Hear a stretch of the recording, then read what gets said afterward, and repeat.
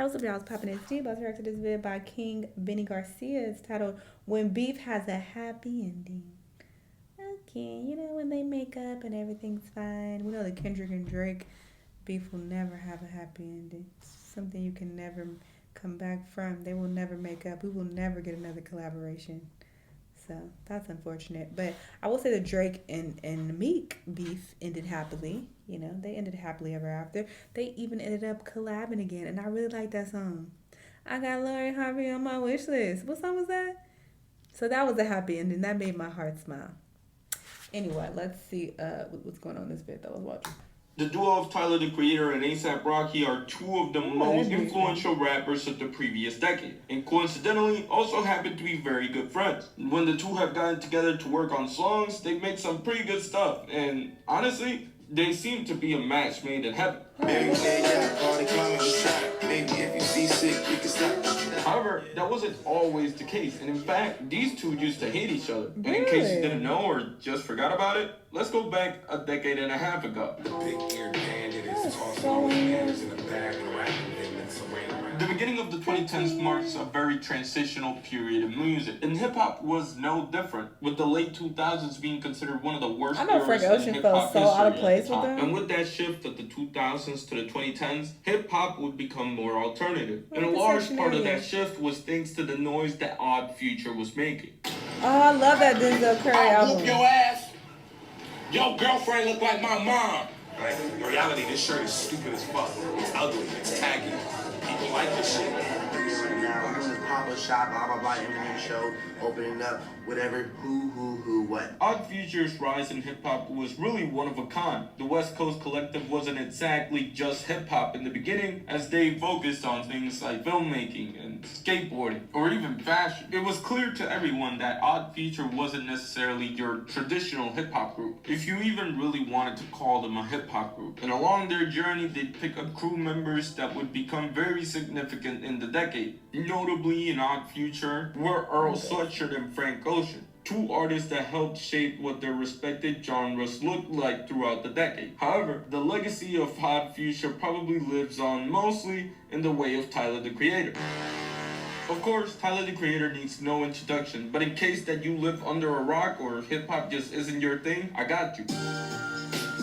The Grammy-winning artist isn't only one of the biggest and most influential rappers of the 2010s, as he is also one of the biggest and most influential artists as a whole, with his wave stretching out way past the horizons of music. Music-wise though, Tyler, the Creator has made three of the most notable albums of the last 10 to 15 years with Flower Boy, Igor, and Call Me If You Get Lost, each album presenting Tyler, the Creator in a different yet very enjoyable way to the one that we know now. And though it seems like Tyler, the Creator is loved universally, back in 2010, 2011, this was not exactly the case. The Tyler, the Creator that we knew beforehand was the Tyler that had beef with probably the whole music industry. From Bruno Mars to Hobson to Chris Brown to even B.O.B., Tyler, the Creator was a very polarizing figure.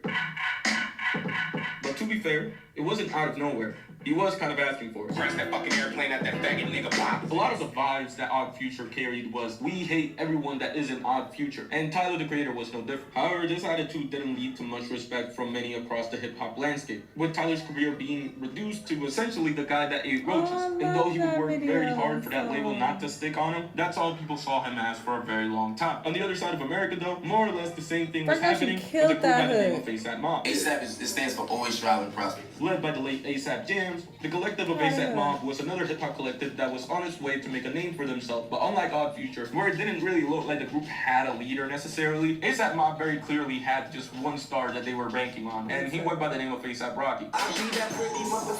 He was a guy from Harlem, New York, the most New York rapper you'll ever meet. I mean, his name is Rakim, but the sound of his music, however, carried a very different vibe. I didn't know his name was Rakim until the Drake and Kendrick beef. When he referenced him as Rakim, I'm like, who the fuck is that? As he kept rapping about, I'm like, oh, that must be A$AP Rocky. Call this nigga by his stage name. I don't know no Rakim.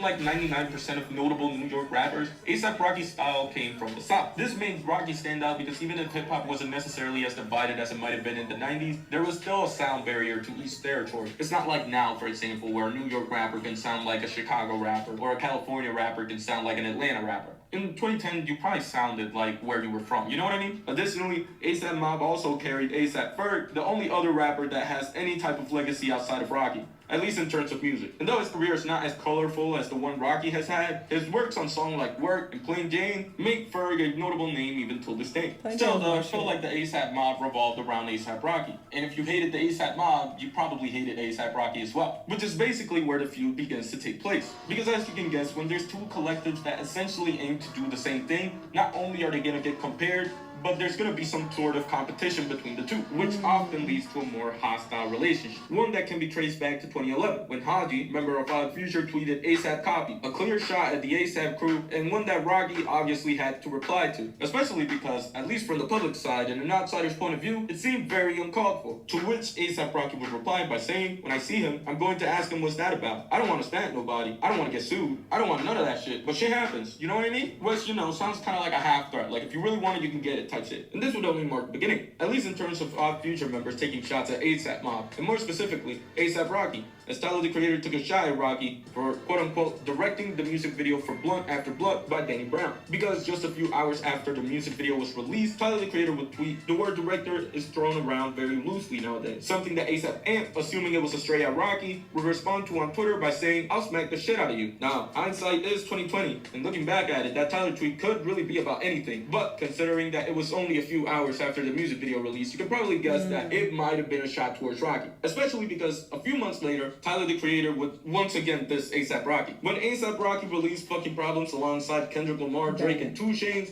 Tyler the Creator would once again throw shots at Rocky via Twitter, tweeting, so funny when someone releases a new song with the same 4 people that we expected to be on it with the same shitty trap beat.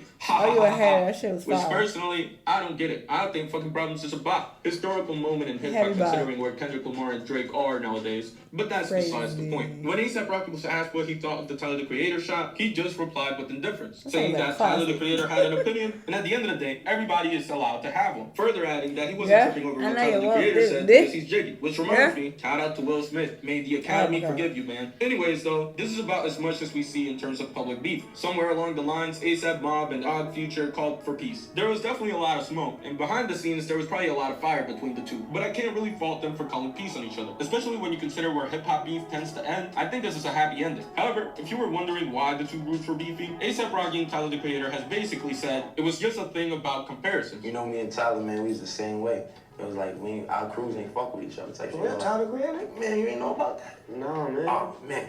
Yeah, man. So basically, our crews ain't really fuck with each other and shit. It was because we was young, because people would compare like, oh, they East Coast group, y'all West Coast group, blah, blah, blah, blah, shit. Like, nigga was fucking y'all shit. Yeah, basically. It wasn't even that personal. Y'all didn't even know each other like that. Nah, man. More recently at a performance, Tyler the Creator opened up on how he used to not like ASAP Rocky. And that's basically about it. Of course, though, it wasn't because he really hated ASAP Rocky. It was just because Odd Future didn't like ASAP Mob. And thank God they realized they were good together, because those songs that they put out together have been fire. I guess this really does go to show you a lesson, though. Just because your friends don't like or hate somebody doesn't mean you have to hate them. And who knows? You might even get along with that person if you gave them a chance. But you have to give them a chance. For that, I applaud Tyler the Creator and ASAP Rocky, because...